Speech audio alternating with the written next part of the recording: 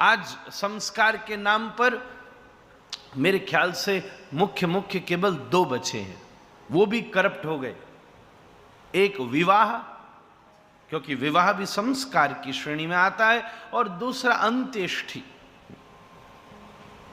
कम से कम अपन जीवन में ये 2 तो कर ही लेते हैं, पर उसमें भी जितनी घालमेल हो सकती है वो सब कर देते महाराज।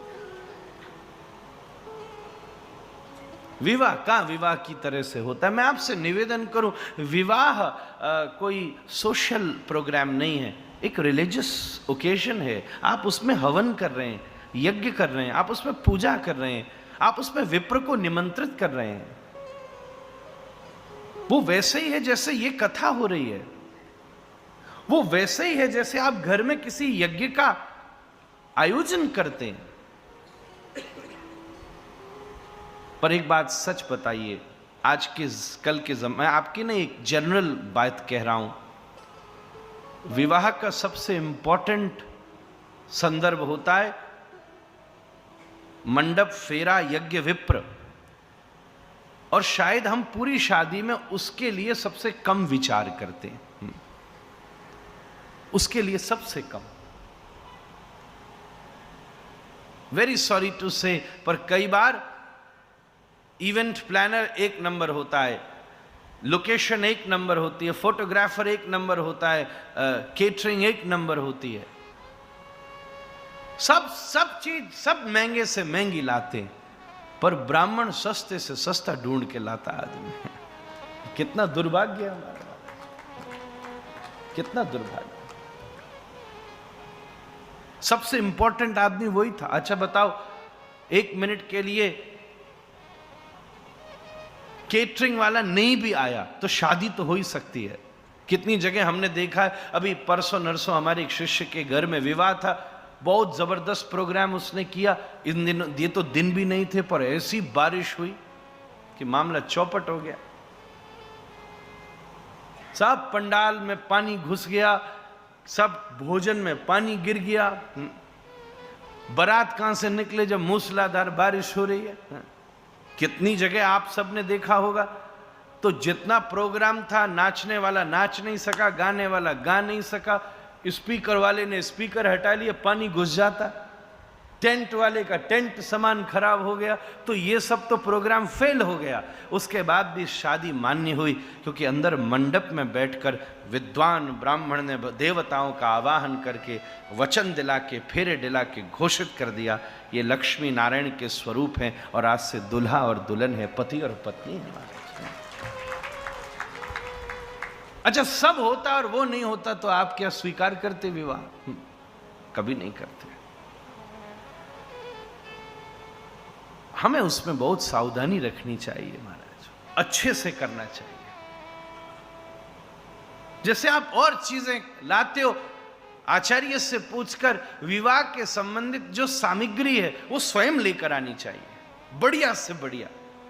हमने रिश्तेदारों की खातिर करी, देवताओं की अगर खातिर नहीं करी तो कहां से घर में देवत्व की जागृति होगी महाराज? आप लॉजिकली विचार कीजिए। वो उनको भी तो आपने आवाहन करके बुलाया है महाराज। हमें कितना आनंद आ रहा है इस समय। आप कोई घर वाले जाकर देखें तो घर के भीतर क्या सुंदर सब वेदी बनी है, पूरा एक कक्ष देवताओं के लिए आवाहित है। जैसे आप सबके लिए यहाँ सुचारू व्यवस्था की गई है, सोफा भी है, कुर्सी भी है, पंखा भी है। ऐसे विधिवत रूप से आसन के ऊपर सब देवताओं को आवाहित करके विराजमान किया गया है। उनके लिए स्वतंत्र पूजन, भोग, सब पाठ, अर्चन, वंदन की व्यवस्था हो रही है। और यही इस सब आयोजन के शगुन है महाराज, यही इसकी सफलता है। उसको बहुत ढंग से करने की बात है, समय से करने की बात है, दिन के समय होना चाहिए। हाँ, आप सब अच्छा अच्छा कीजिए, उसमें मुझे कोई समस्या नहीं, मैंने भी बहुत अच्छा अच्छा किया। पर जब संस्कार का प्रबंध हुआ तो उसको भी अच्छे से किया महाराज। जहां आप मंडप का निर्माण करें, यज्ञ बिठाएं, फेरा पड़े, आप बताइए क्या ऐसी जगह जूता चप्पल अलाउ होना चाहिए महाराज? खाना पीना अलाउ होना चाहिए? कई कई आप सब लोग तो सात्विक हैं, हमने देखा है कई कई जगह केटरिंग में नॉन वेज है और उसी के पास में मंडप बन के स्वाहा हो रहा है।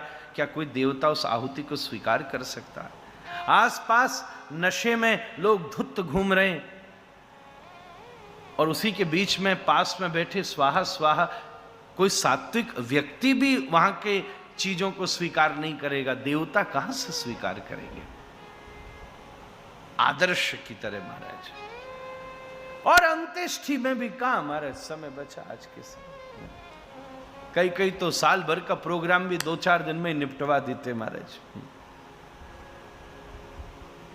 16 संस्कार भारतीय विधान है। गर्भाधान एक संस्कार है, पुंसवन, सीमंतो नयन, ये 3 संस्कार तो तब होते हैं जब बालक मां के गर्भ में होता है महाराज। फिर जात कर्म संस्कार, जब उसका जन्म हो। कोई नहीं कराता आज के समय जात कर्म, पर कभी अब आगे जीवन लाइफ में है, मैं जानता हूं भैया। इसलिए आप सब फ्यूचर में जब कोई घर में आए विद्वान आचार्य से पूछिए, और उस समय जात कर्म आपको इतना आनंद देगा। जब जात कर्म संस्कार होता है उस समय बालक के प्रत्येक, जैसे आप मूर्ति के अंदर देवता को विराजमान करते ना, आवाहन, कभी किसी मूर्ति प्रतिष्ठा का अगर आपने प्रोग्राम देखा हो तो उनके हाथ को छूते हो, मुंह को छूते हो, फिर नाभि को छूते हो, उसी प्रकार से आपके छोटे से बालक के अंदर ईश्वर का विधान किया जाता है महाराज। इतना अद्भुत होता है कि तो करे तो सुख मिले महाराज, आनंद हो। विधान से किया जाए महाराज नामकरण संस्कार। कहां आज तो कौन पूछे नाम, गूगल बाबा से नाम पूछ, जैसा नाम वैसा काम महाराज प्रभाव डालता है। कितना तगड़ा प्रभाव डालता है जीवन में नाम, कभी विचार कीजिएगा। हर चीज को नाम का प्रभाव बनता है, उसकी भी इवन नंबर्स में होना चाहिए। ऐसे ही नहीं जो मर्जी नाम रख दिया जाए, उसके पीछे का एक विज्ञान है महाराज। कोशिश करनी चाहिए कि आपका जो नाम है उसमें आपके पिछली 3 पीढ़ियों के अक्षर हो महाराज। जैसे राम का नाम, शिव का नाम, कृष्ण का नाम, ये सब इवन नंबर्स हैं। पुराने नाम जैसे दशरथ, तो र है ना उसमें, इसलिए राम है। राम में भी र है। ये आप कोई आपको विद्वान ये चीज शास्त्र की बतावेगा, जिसने शास्त्र का आश्रय स्वीकार किया, क्योंकि नामकरण भी तो शास्त्र ने कही। ऐसा बहुत सा, और फिर विचार हो कि वो कहीं ना कहीं किसी भगवान के नाम से जुड़ा हो महाराज, तो उसी बहाने से घर में भगवान के नाम का उच्चारण होगा महाराज। नामकरण संस्कार बहुत इंपॉर्टेंट है। अभी तो कैसे कैसे दर्द हुए भगवान ही जाने महाराज। खैर आपका बालक आप जानो, हम तो सुझाव दे सकते। ये सब संस्कार जीवन के कितने बड़े आधार हैं महाराज, कितना बड़ा विज्ञान छुपा है उसके पीछे। संपूर्ण भारत में जन्म लेकर अगर इन संस्कारों का अभ्यास नहीं किया तो कहीं ना कहीं हम अपने मानव जन्म की पूर्ण सार्थकता से वंचित रह गए महाराज, चूक गए। कोशिश करके हमें करना चाहिए।